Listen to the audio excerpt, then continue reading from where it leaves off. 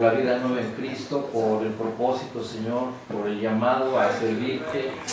Señor, rogamos que tengas a bien, Señor, seguir bendiciendo a tu iglesia en todo lugar donde se reúne. Ayúdanos en este día, Señor, que tu Espíritu nos dirija para aprender, entender y comprender lo que tú has querido apartar para nosotros hoy. Rogamos por el profesor Ron Smith, por toda la familia de Edinburgh, Señor, y que tu propósito sea extenso para que tu palabra sea conocida en este lugar y en todo el mundo, Señor, de acuerdo a lo que tú has determinado. Gracias porque nos has perdonado, Señor, y porque podemos en Cristo Jesús estar delante de ti, listos para seguir aprendiendo. Amén. Ok, ¿cuál ley usaron los calvinistas para justificar rebelión contra la tiranía? ¿Qué es la regla que usaron los hugonots, los reformados de Holanda, los puritanos de Inglaterra, los presbiterianos de Escocia y los puritanos de Nueva Inglaterra? Que cuando te levantas contra un tirano, Sí. es justo, la guerra es justa. ¿Por medio de individuales? No es correcto. La Trinidad es el uno y los muchos, ¿verdad? Hay que tener los dos. El individual no tiene el derecho de rebelarse contra el gobierno. La regla de Magdeburgo, ¿se acuerda? La desobediencia civil. La desobediencia civil bajo la autoridad del gobierno menor. The lesser magistrate. El gobierno de Magdeburgo era cristiano, protestante. Y el tirano, el emperador, quería destruirles. ¿Cuál es el deber de cada gobierno? ¿Cuál es el deber? Cuidar a los ciudadanos. Protegerles de la expoliación, ¿verdad? El tirano, el emperador Carlos V, quería destruirles porque no eran católicos. Entonces ellos se juntaron y dijeron que tenemos el derecho de obedecer, no estamos en rebelión. La rebelión es como hechicería e idolatría. Estamos en obediencia a Dios, que tenemos un deber de proteger a los ciudadanos nuestros. Entonces levantaron un ejército y resistieron al tirano. No por individuales. Los individuales están obedeciendo su gobierno. La misma cosa en la revolución de los Estados Unidos. No era rebelión, era obediencia bajo los magistrados menores de cada colonia de América. Y los líderes levantaron un ejército con George Washington. Pero los individuales que no están bajo la autoridad del gobierno, de un gobierno, están en rebelión y es pecado.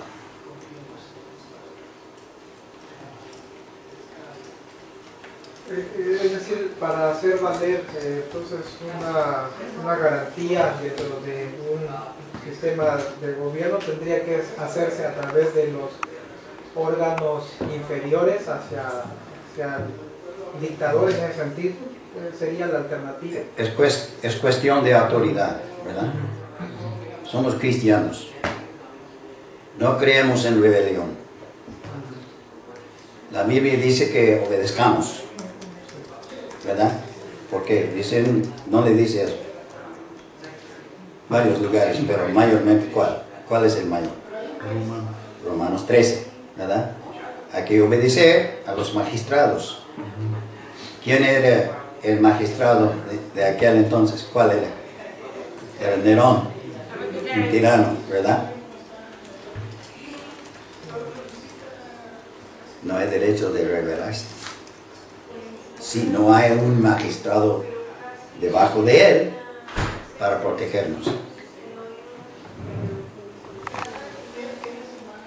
¿Qué hay que hacer en un sistema jurídico que los magistrados menores no accionan, es decir, no protegen o tutelan la garantía?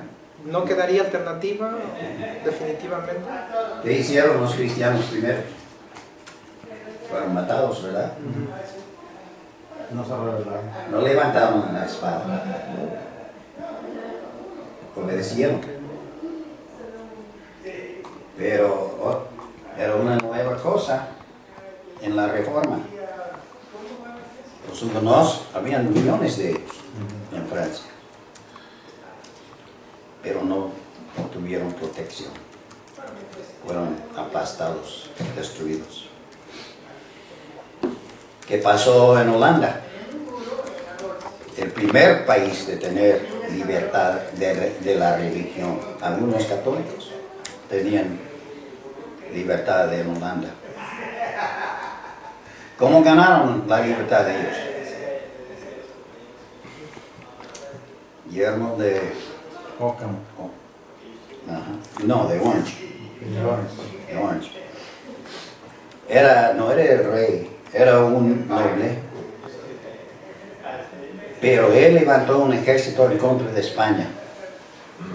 España quería aplastar a los protestantes en Holanda. Y aún los católicos en Holanda no querían que otro país fuera jefe de ellos. Entonces ganaron la libertad en contra de España. Legalmente. No por rebelión, por obediencia. Guillermo de Orange, estaba obedeciendo su deber debajo de Dios, porque el deber del magistrado es proteger a su pueblo de expoliación. No es rebelión, es obediencia a Dios. Es su primer deber de un magistrado, de proteger a su pueblo de expoliación. La libertad de la religión, que los católicos no dieron. Por eso no hubo reforma en España. No fue permitido. Los que creyeron en la reforma escaparon de España o fueron matados.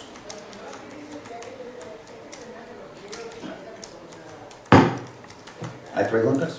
¿Todos entendemos esto? Yo tengo amigos teologistas. Ni ellos entienden. Bueno, algunos sí. Pero hay algunos de ellos que creen que el individual puede demostrarse con los ¿cómo se llaman? What do they call them, John? The ones that are out there demonstrating all the time. Can't think of the word. En los Estados Unidos tenemos la libertad de hacer eso. Pero tenemos demasiada libertad. Bajo Dios no es justo. No tenemos el derecho de matar al presidente, el individual o a nadie. Cuando Jesús fue llevado a la corte de la humanidad, delante de Pilato, habían tres opciones. ¿Cuáles eran? en la corte. Todavía hay. Pues la primera, dejarlo libre. Cristo. Hay dos más. Que tuviera un juicio justo. No, pero ¿cuáles personas? Estaba Pilatos. Pilato representaba a César, ¿verdad? Cristo. ¿Y quién más? Y Los acusadores. no, Barrabás. Barrabás. Barrabás. Todavía, hoy en día, tenemos tres opciones. ¿Quién era Barrabás? Se dice que su primer nombre era Jesús. Jesús Barrabás. Otro Jesús. Y los que creen en anarquía son de Barrabás. Había matado a un hombre en una sedición. Una revuelta. Una revuelta. Sí. Anarquía, ¿verdad? Rebelión. Quería la ley de Dios sobre Israel. ¿Verdad? Y cuando arrestaron a Jesús, Pedro con la espada, y Jesús, nada de esto, nada de eso. El que vive por la espada, se muere por la espada. Hay que entender el deber del individual y el deber del gobierno. No es lo mismo. No es lo mismo. He escuchado, no me consta totalmente, pero he escuchado de que algún grupo de puritanos se adherían al teonomismo. ¿Eso sí es cierto históricamente hablando? ¿Se unieron de qué? Eran teonomistas. Todos eran. No, Y todos los presbiterianos de Escocia, Alfredo el Grande, sí. Carlomagno, y después de Constantino, el Imperio de Roma. Sí. Sí, eran teonomistas. ¿Qué quiere decir teonomista? Que Dios es el Señor. De la ley civil también. Sí, sí. En Escocia, después de la reforma, la pena de adulterio, ¿qué era? Según la ley, la muerte, según dice Moisés. ¿Y qué era el gobierno de David? No era teonomista. ¿Qué era el gobierno de los reyes de Judá? Cuando tumbaron la casa de los homosexuales en Jerusalén, obedecieron a Dios. El rey Asa, ¿cómo se dice en español? Asa, el rey hizo eso, y varios otros buenos reyes. Pero el error de muchos teonomistas es que tenemos el derecho de forzarlo. La gente tiene que creer primero. Dios tiene que hacerlo, no por fuerza del individual. Y durante el reino de Cromwell también. Pero la mayoría de la gente no le gustaba las leyes de los puritanos. Entonces cambiaron y volvieron al tirano Carlos II. Y el peor, y eso no sirvió tampoco. ¿Entendemos la historia de lo que pasó en Inglaterra? Bueno, no tenemos tiempo. Hay otra cosa. Magdeburgo. ¿Qué pregunté? ¿Qué era la regla que entendían los calvinistas en la Reforma? La regla de Magdeburgo, que el magistrado menor tiene el derecho debajo de Dios de proteger a su pueblo de expoliación. Por eso levantaron armas para proteger su pueblo. Así hicieron los hugonots, los reformados de Holanda, los puritanos de Inglaterra y los presbiterianos de Escocia y los puritanos de América, de las colonias de Nueva Inglaterra. Y bajo esa regla, ese entendimiento, la guerra contra, la declaración de la independencia, porque dice allí mismo dice que tenemos este derecho de hacer guerra contra el tirano, el rey de Inglaterra, y dieron las razones, ejemplos de tiranía en la declaración, y dice ahí los 3 derechos. ¿Cuáles son? El gobierno tiene el deber de proteger la vida, la propiedad y la libertad. la vida. Y los humanistas están de acuerdo con eso. Pero no vino de los humanistas, esta idea. Vino de los calvinistas. Pero Thomas Jefferson cambió la palabra propiedad privada y puso felicidad. ¿Sabe por qué lo cambió? Creían que los esclavos eran propiedad y no estaban listos de pelearse en guerra civil todavía. Eso vino después. Por eso cambió esa palabra, a felicidad en vez de propiedad. Porque los del sur tenían esclavos.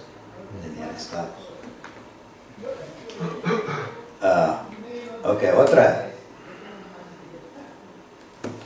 pregunta que era.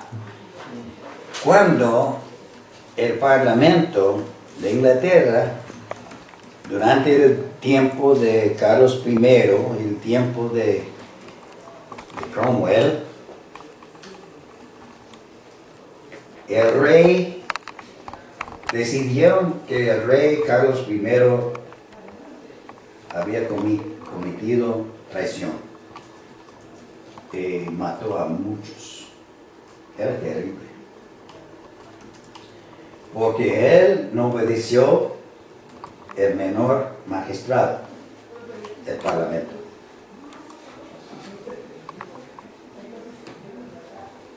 Entonces, ¿cuál regla usó el abogado del Parlamento para decidir la pena de muerte al rey? La primera vez en la historia de la humanidad de matar a un rey por traición. ¿Cuál regla usaron?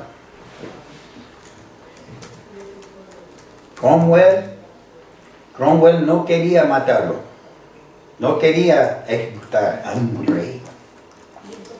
Imposible.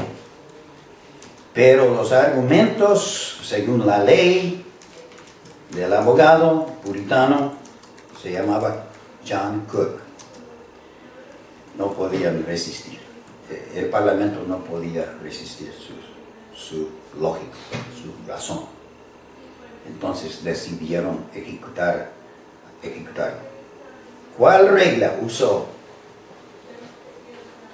Es muy importante para entender esto. La Magna Carta.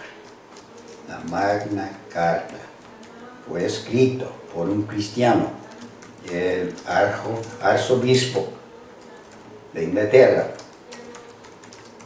pero el Papa condenó eso. Era en la... ¿A qué rey ejecutaron? No.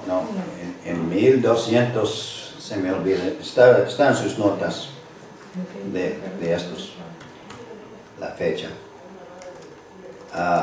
El rey de aquel entonces era Juan, era tirano, y los nobles se juntaron en contra de él y le forzaron a él firmar derechos a ellos. Y es la ley, el fundamento de la ley de Inglaterra.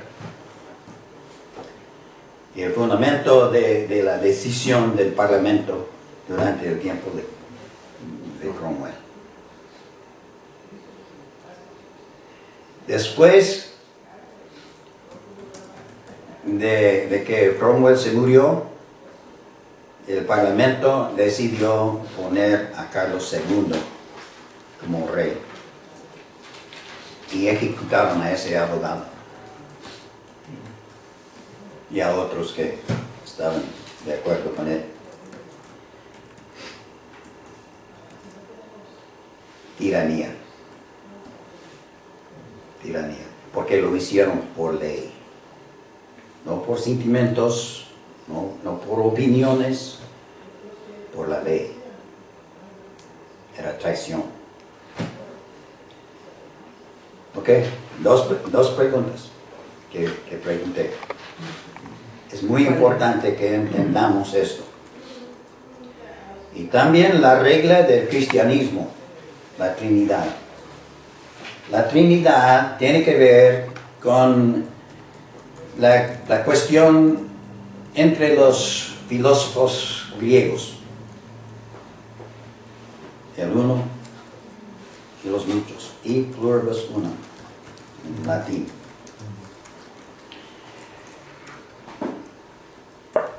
Una filosofía que niega la Trinidad y esa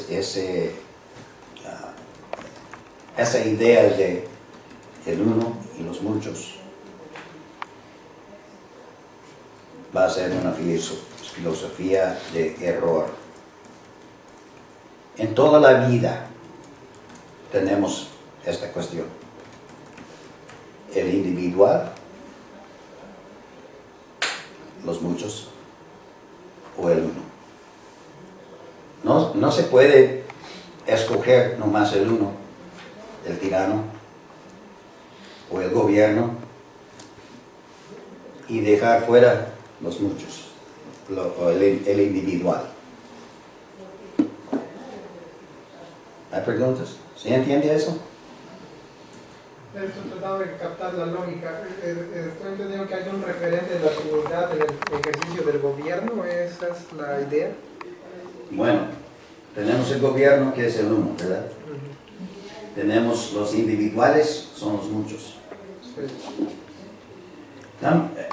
En el gobierno civil. En la teología, nomás el individual tiene la autoridad.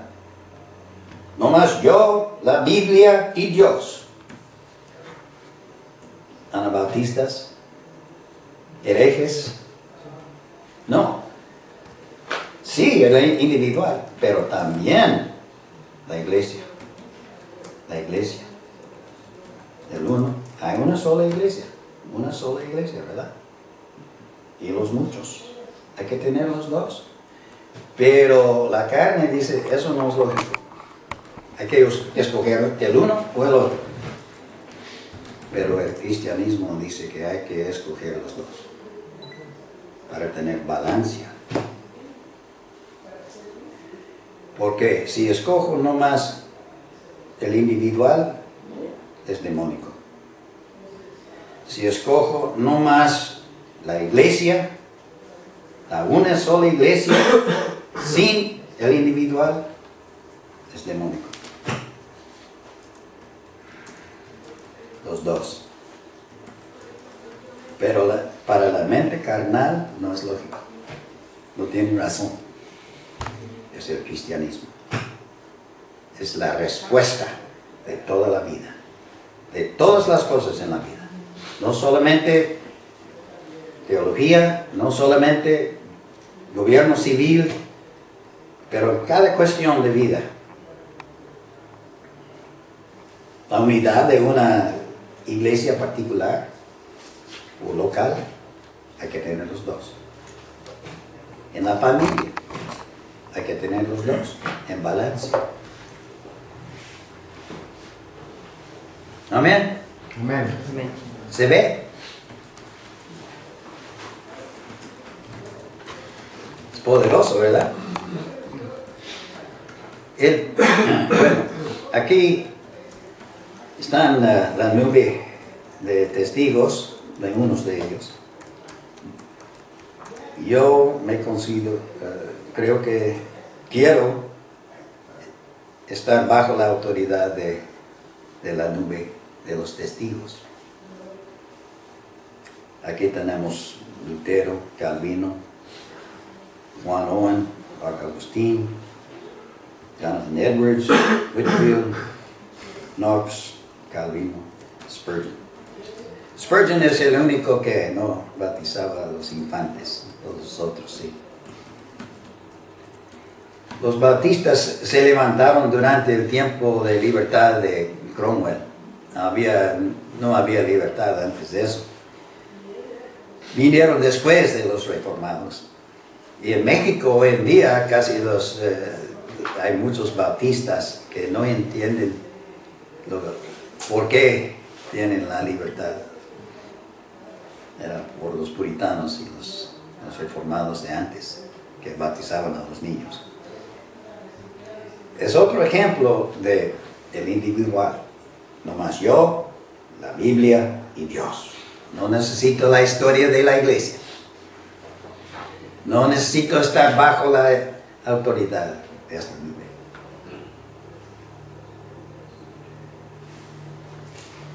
Se llama el demonio de provincialismo. En cada generación hay peligro de... Lea esto, por favor.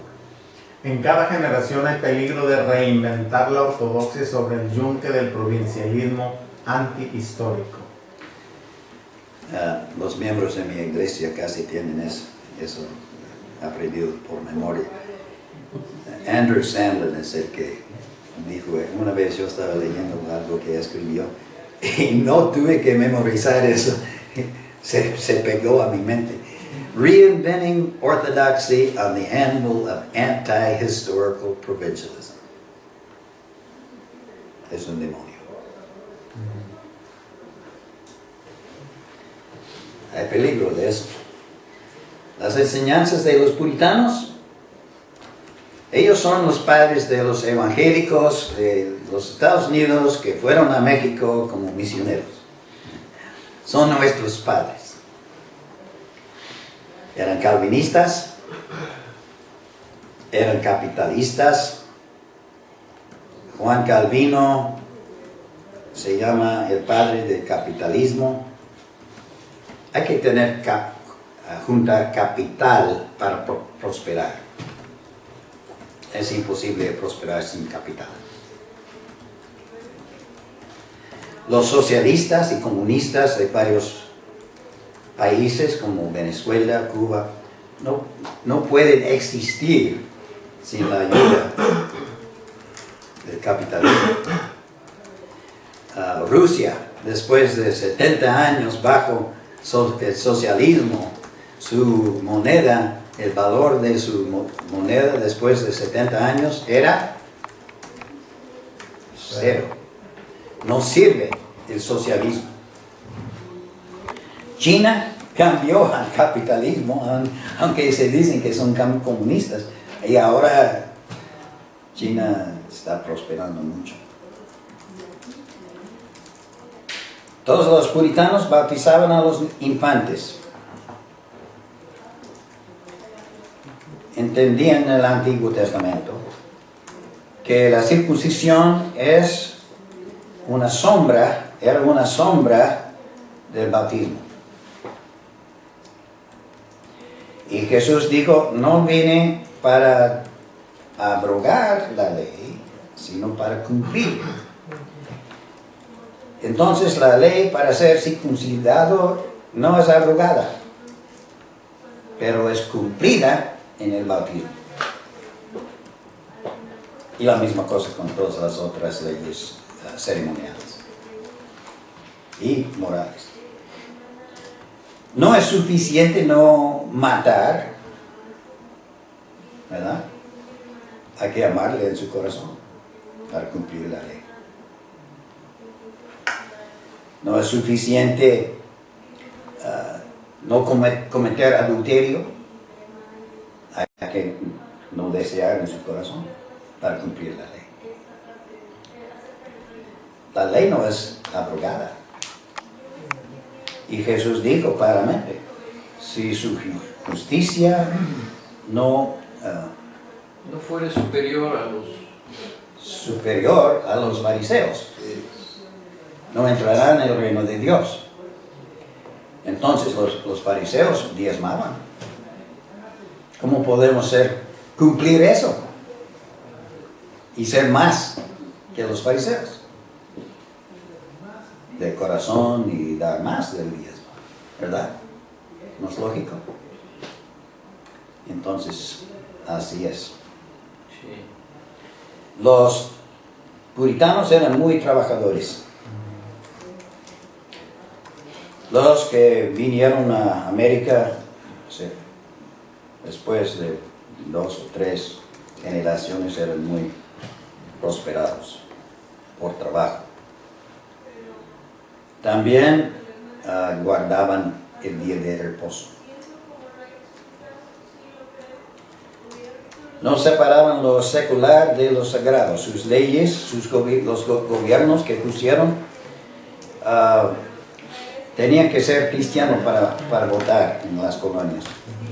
A menos que Rhode Island, Pennsylvania, creo que todos los otros tenían que ser miembros de la iglesia para votar. Usaban la ley en sus predicaciones. Eso quiere decir, usaban la obra de la ley para traerles al evangelio. Voy a explicar eso un poco. Eran postmilenialistas, los puritanos. Creían que todas las naciones van a ser convertidas al cristianismo antes que venga Cristo. Jonathan Edwards creía que el más grande avivamiento todavía por venir. Eran postmilenialistas. Algunos se equivocaron en el halfway covenant, el pacto medio. Un poco como los bautistas. Voy a explicar eso después también. La ética puritana de trabajo es una frase muy famosa. Especialistas eran especialistas en cuanto a la conversión que salva. Ustedes están leyendo lo de Stoddard, Solomon Stoddard. Él, 50 años en esa misma iglesia, tuvo 5 cosechas de almas. No daban la invitación, no creían en el decisionismo. No había nadie que creía en eso antes de 1825. También el pactador de Escocia, William Guthrie, él escribió un libro como el libro de Stoddard, muy similar, enseñando las mismas cosas. Una generación antes de Stoddard, era presbiteriano, pactador.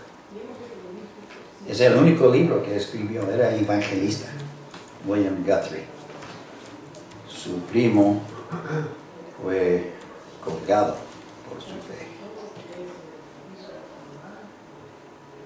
Grandes predicadores puritanos, Edwards, Whitefield, Spurgeon, muchos otros. Todos predicaban el evangelio igual, usando la ley y el evangelio, la ley y la gracia. Creían que la ley es para los orgullosos y la gracia es para el humilde. Enseñaban que hay 5 tipos de pecadores. El pecador descuidado, el dormido. El pecador despertado. Hoy en día por causa de Finney, de decisionismo. Muchos evangélicos, un predicador me dijo, 200 jóvenes fueron salvados anoche en la junta. Y yo le dije, ¿cómo sabe eso? Y se enojó conmigo. No sabemos, solamente Dios sabe, ¿verdad? Pero lo que él pensaba, vinieron al frente, hicieron una decisión, una oración del pecador, ya son salvos. No, quizás fueron despertados. Quizás algunos fueron salvos, quién sabe.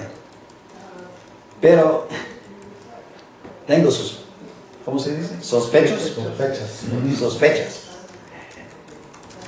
Sospechas que la mayoría ni eran salvos.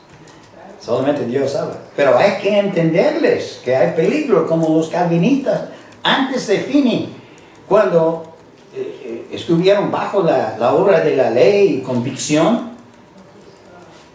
Por ejemplo, Asahel Nettleton era un predicador en el segundo avivamiento grande, después de 1800. Predicaba en lugares chicos, en iglesias chicas. Después de un culto, la convicción vino sobre la gente y él fue a la casa a dormir y allí estaban esperando unos jóvenes bajo la convicción de sus pecados, bajo la obra de la ley. Entonces él les dio un consejo y oró por uno tras uno y recibieron paz. Pero él dijo, tengan cuidado, quizás fueron salvos o quizás no. En el tiempo vamos a ver. Pero hoy en día dicen, oh, ya, es salvo. Me enseñaron eso. Yo fui entregado al Señor. Me entregué al Señor en 1956 en una iglesia bautista independiente, dispensacionalista. Y me enseñaron ganar almas así, por el camino de Romanos. Y entonces me rendí al Señor y dije, voy a obedecerle a Dios. Entonces gané 30 de mis estudiantes, mis compañeros de la escuela, en un mes. Así, ¿es usted salvo? ¿O quiere saber? Sí. Bueno, ¿quiere que le muestre? Sí. Y entonces Romanos, todos somos pecadores, la ira de Dios. Y si usted dice esta oración, ¿cree usted que va a ser salvo? Sí. Bueno, repita después de mí. Y repitieron 30 en un mes, 30 compañeros de escuela. Pero vi que nadie vino a la iglesia, nadie cambió. Entonces un año después le dije a un amigo, Doug, ¿es usted salvo? Sí, ¿no te acuerdas? Me salvó el año pasado. Usted me salvó el año pasado. Entonces, dejé de hacer eso. Mi papá me compró un carro Chevrolet de 1947. Ya tenía 10 años y no hacían los carros buenos como hacen ahora. Y $50. Entonces, yo andaba en la calle y los que estaban pidiendo ride subieron y les expliqué la misma cosa. Pero dejé de dirigirles en la oración porque vi que eso no valía. Pero predicando el evangelio siempre, casa a casa también. Y un día yo levanté a un hombre así y el día después yo estaba en la escuela y anunciaron sobre cosa, ¿cómo se llama? Que yo fuera a la oficina. Yo fui ahí y habían dos detectives, policías. Y dijeron, ¿conoce usted a Ron Goodwin? Sí. Yo le dirigía al Señor anoche. Y me dijeron, you drove the getaway car. Había robado a alguien y yo levanté después, sin saberlo. Qué vergüenza, ¿verdad? Qué vergüenza. Yo le dirigí al Señor anoche. No se arrepintió, no quería decir nada. Entonces yo empecé a ver, aunque mi iglesia enseñaba decisionismo, yo empecé a no creer en eso y después leí también a Juan Wesley, nunca dio invitaciones así. Y nadie de los calvinistas tampoco. Fue quien introdujo eso, ¿saben? Finney. Carlos Finney. Carlos Finney negaba depravación, ¿cómo se llama? La Depravación depravación total. Negaba eso.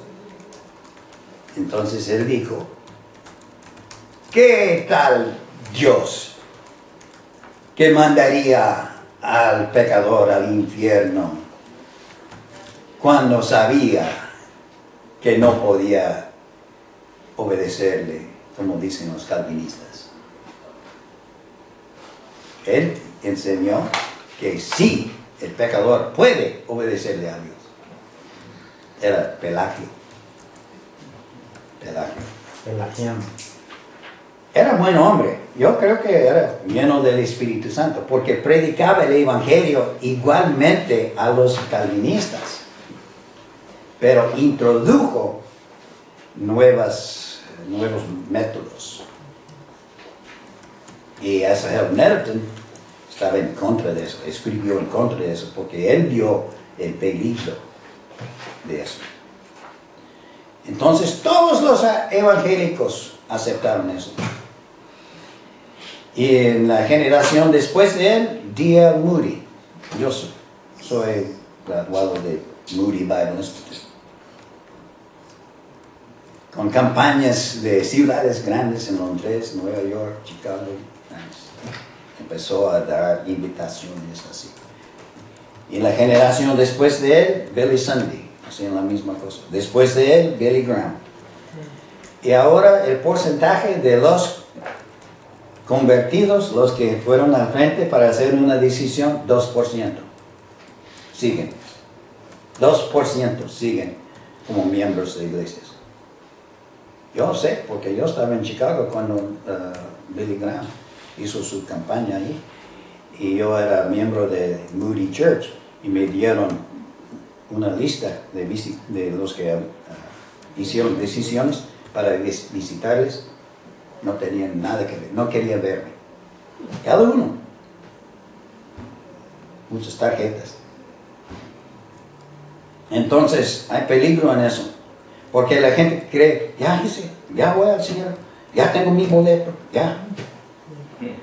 Entonces, los puritanos predicaban así.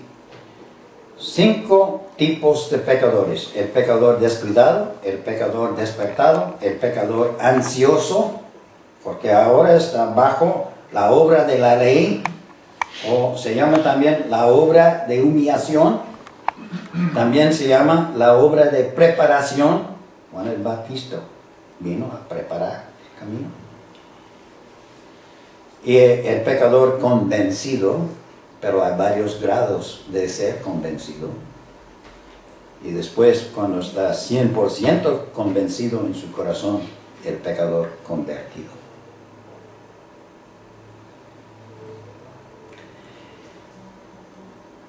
El decirles que hagan decisiones antes que son convencidos es como poner el carro antes del caballo.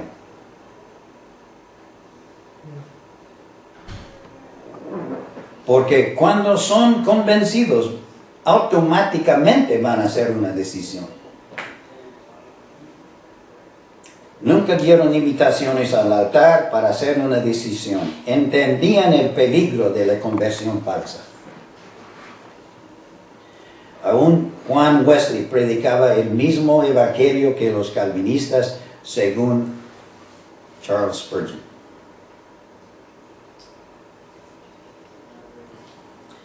El despertado no es salvo todavía. El buscar la salvación no es lo mismo que buscar al Señor. Nadie busca al Señor hasta que el Señor cambie su corazón.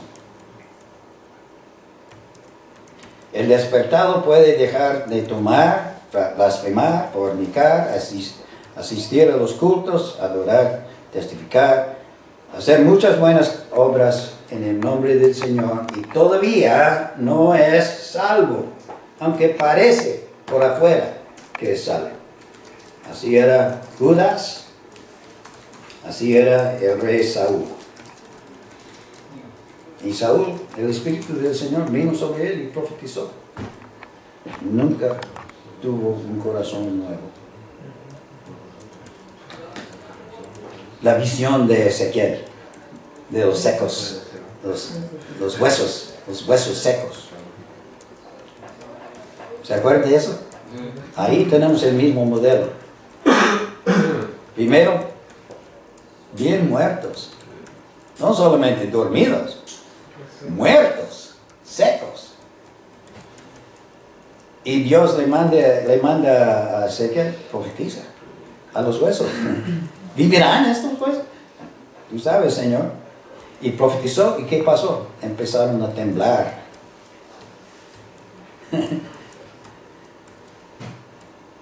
¿Qué es eso? ¿Son salvos? No, todavía están muertos. Son despertados nomás. Y profetizó otra vez que viniera la carne sobre los huesos. ¿Son salvos? Todavía están acostados muertos.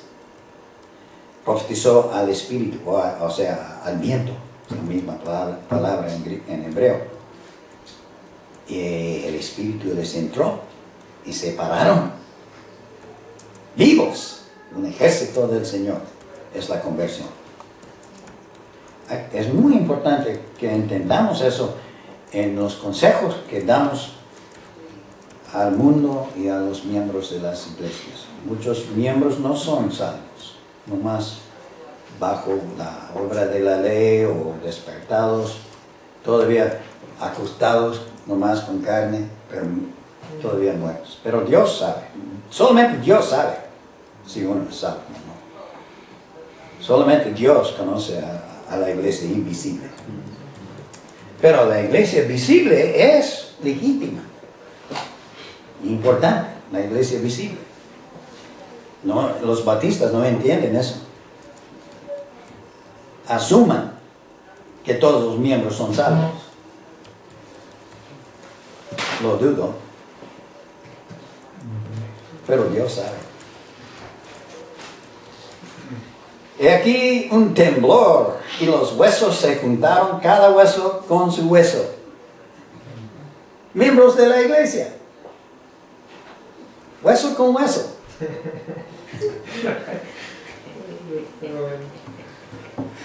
Así eran Judas y Saúl.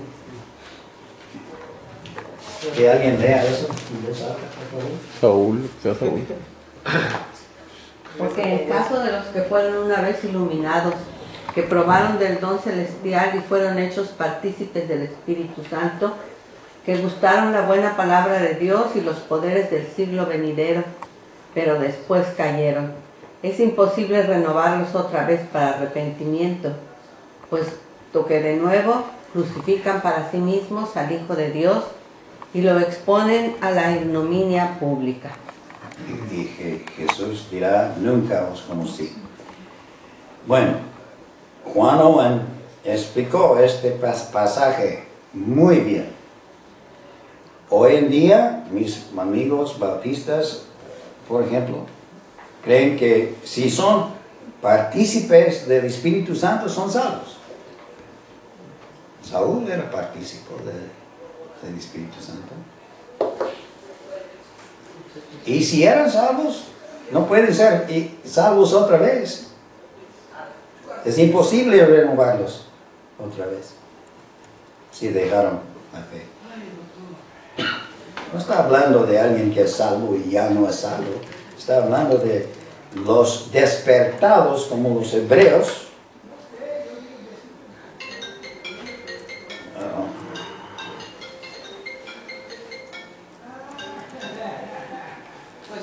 Hello. Yes. Yeah. Hey, I'm in a class right now. Okay. Can you call later? ¿Eso o no? Thank you. No, es a las 9:10, faltan 18 minutos. No es el timbre de la clase. ¿Ok? ¿Entendemos eso? La obra de preparación también se llama la obra de la ley. Juan Bunyan dijo que él había estado bajo la obra de la ley 5 o 6 años antes que fue convertido. Y ya conocía la Biblia mejor que la mayoría de los pastores. Aunque todavía estaba bajo la obra de la ley y no era convertido todavía. También se llama la obra de humillación. Porque Dios resiste al orgulloso. No más hasta que uno es humilde. Y uno no es humilde si dice, soy buena persona. Es orgulloso.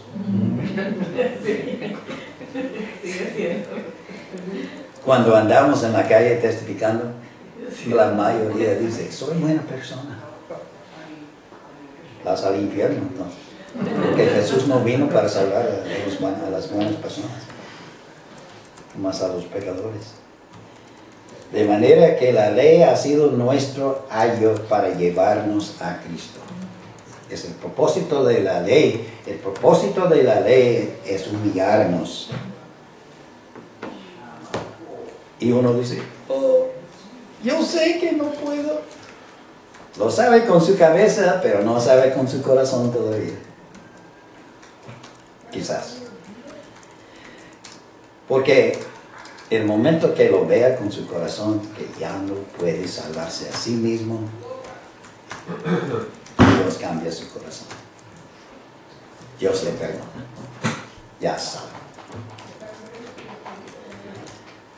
La ley para el orgulloso y la gracia para el humilde. La convicción. Jesús dijo esto en Juan 16:8. Lea eso, por favor, ¿alguien? Cristo dijo que el Espíritu Santo convencerá al mundo de pecado y de justicia y de juicio venidero. Es la obra de la ley al mundo. A los despertados todavía son del mundo. 3 cosas. Pecado, soy pecador. Justicia, estoy equivocado, Dios es justo. De juicio venidero. Hubo un avivamiento entre los presbiterianos de Irlanda en 1859, algo muy extraño.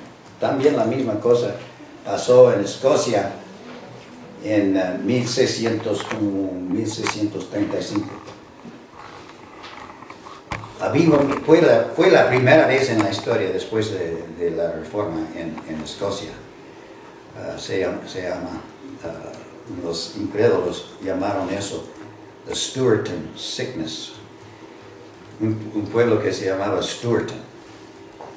Y toda la comunidad se cayó bajo la presencia de Dios tan fuerte que desmayaron. Muchos se cayeron al suelo. No eran pentecosteses, eran presbiterianos. Muchos años antes de los pentecosteses. Y casi todo el pueblo y después otros pueblos. Eso pasó después de la muerte de Juan Welch, que oraba 7 o 8 horas diario, pero ya estaba muerto. Y la misma cosa pasó en 1859 en Irlanda. Es como Dios tiene su horario. Cuando Él ha decidido visitar a pueblos, la primera cosa que pasa es, algunos quieren orar, espíritu de oración. Empieza con 1, 2, pocos y más reciben ese espíritu. Y después, es como se baja el cielo y sienten la presencia de Dios tan fuerte. Dicen, ¡ay! ¡Perdóname, Señor!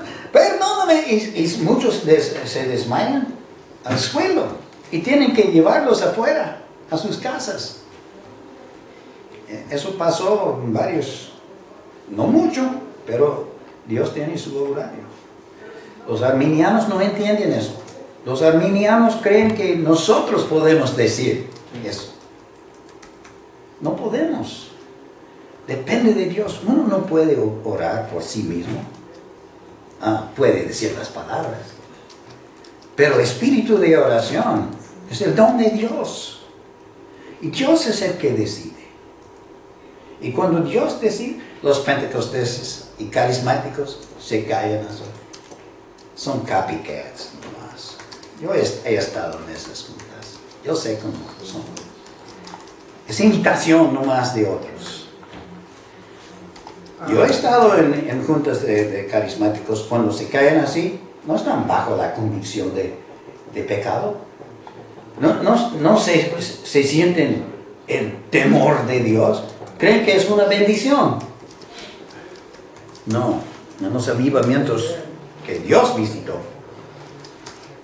es una revelación de Dios, como Isaías cuando vio a Dios en su templo, dijo, ¡ay de mí! ¿Verdad? También... Entonces el avivamiento en sí no es una cuestión de vamos a evangelizar, vamos a predicar, sino y poner un letrero. Avivamiento. Empieza primero por una convicción de pecado. Ajá. Exacto, exacto.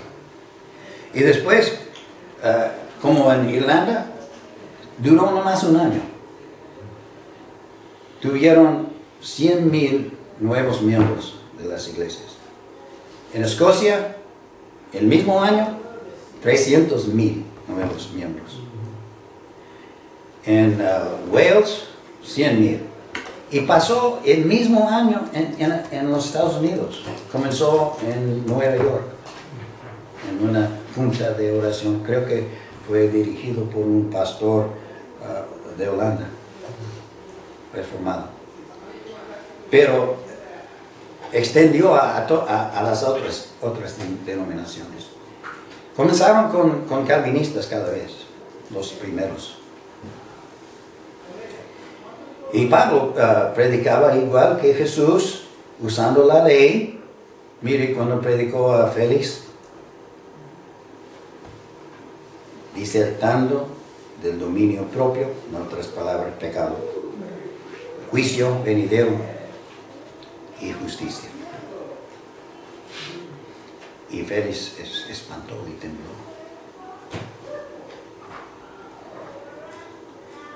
Vamos al futuro con la fe de los padres. Amén. La convicción, Cristo dijo, el Espíritu Santo convencerá de esas 3 cosas. La conversión que salva. Están leyendo Stoddard, él explica muy bien eso. Porque Dios es el que en vosotros obra, así el querer como el hacer, por su buena voluntad. La obra es de Dios. La salvación es de Dios.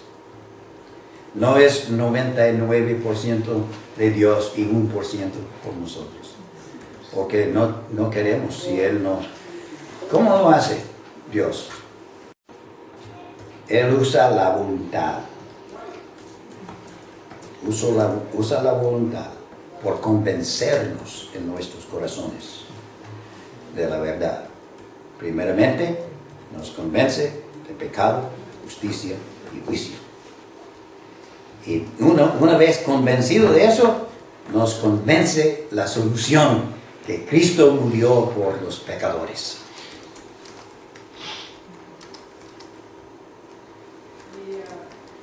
Entonces decidimos. Lutero escribió un libro, la Bondage of the Will, ¿cómo se dice? La esclavitud de la voluntad. Pero Edwards, que estaba de acuerdo con Lutero, escribió la voluntad libre albedrío. Porque el pecador no está libre para obedecerle a Dios. ¿Por qué? Cada humano, cada ser humano es esclavo. ¿A qué? A lo que cree en su corazón. No está esclavo a lo que cree con la cabeza. Está esclavo a lo que cree en su corazón. Y no puede resistirlo. Y si Dios no le ha convencido de la verdad, no puede obedecer la verdad. Pero una vez de la revelación divina, Dios usa la voluntad. Ahora puede creer. Ahora puede ver. Entonces tenemos libre. Dios no fuerza a ningún pecador a pecar. Lo hace voluntariamente, ¿verdad? No puede obedecerle a Dios. ¿Por qué? Porque es esclavo a su propia voluntad, a su propia naturaleza. No puede obedecer. Hasta que Dios le dé revelación divina. Ahora ve. Y voluntariamente escoge. Voluntariamente hace una decisión. No se necesita forzarle, porque es convencido y es esclavo a lo que cree en su corazón. Es irresistible. ¿Cómo se dice? Irresistible. Irresistible. Irresistible. Su propia, lo que usted cree en su corazón, usted no puede resistir. Y no puede creer el Evangelio sin revelación divina. Una visitación de Dios. No estamos hablando de teología del cerebro. Estamos hablando de una teología del corazón. ¿Verdad? No de sentimientos. Es razonable. La conversión que salva. Es imposible resistir la revelación divina una vez entendida. Vaya a los evangélicos. Hagan un examen de cómo Jesús predicó el evangelio. Siempre usaba la ley. Un joven dijo, ¿qué debo hacer para ser salvo? No más que diga esta oración y haga esta decisión. No dijo eso, ¿verdad? ¿Qué dijo? Cumple la ley. Cumple la ley. Cada vez que predicó el evangelio, Jesús usaba la ley. Aún con la mujer samaritana, ¿cómo usó la ley con ella? Es cierto que no tienes esposo. Has tenido 5. Y el que tienes ahora no es su esposo.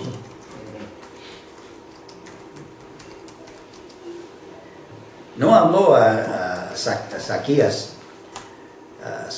fue a su casa, pero parece que Zaquías sentía convicción de pecado porque dijo, si he defraudado a alguien, voy a devolverlo.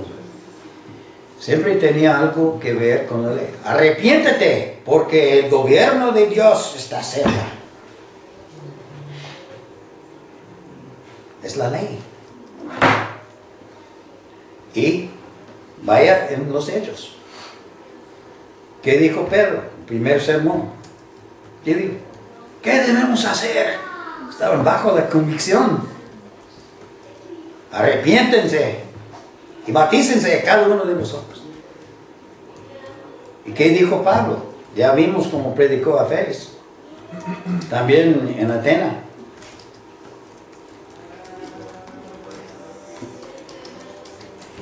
God demands that all men everywhere repent. Repent of what? Repent of sin, ¿verdad? Porque si uno tiene que ver que es culpable antes que pueda ver la solución en Cristo.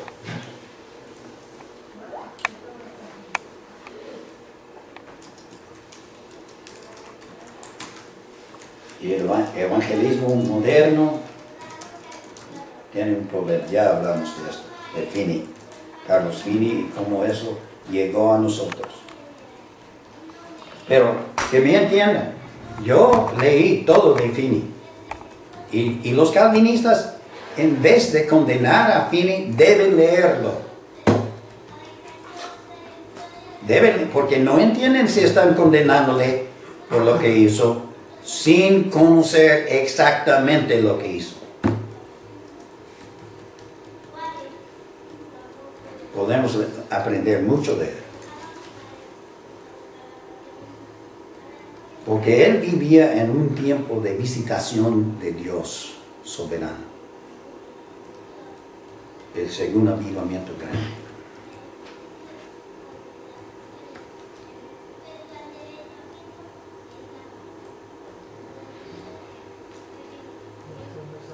Los puritanos eran postmilenialistas, todos. Jonathan Edwards creía que el más grande avivamiento que nunca hemos tenido todavía ha por venir. Como dice Salmo 22, 27. Todos los términos de la tierra se acordarán y se volverán al Señor, y todas las familias de las naciones adorarán delante de Él. No creían que todos van a ser salvos antes que Cristo venga, sino que todas las naciones, todos los gobiernos van a aceptar la autoridad de Cristo. Y ahora vemos pruebas de que esto está sucediendo a través de la historia. En el año 100 había no más un cristiano en cada 360 incrédulos, o ciudadanos del mundo. Mire cómo creció. El año 1220, un cristiano. Creció en 500 años a 69 incrédulos a cada cristiano. En 1900, después del gran siglo de misioneros, 27 ha crecido. 27 incrédulos a cada cristiano. Y para 1980, 11 incrédulos a cada cristiano. En 89, 7 a cada cristiano. Y ahora, en 2010, 3. Una tercera parte del mundo dice que es cristiano ahora, hoy en día. Eso incluye todas las denominaciones que creen en el credo niceno. Los griegos, los católicos, etc. En otras palabras, la iglesia visible. Un cristiano en cada 3 del mundo, según este estudio. Y después quizás podemos tener tiempo una próxima vez para hablar del pacto medio, el halfway.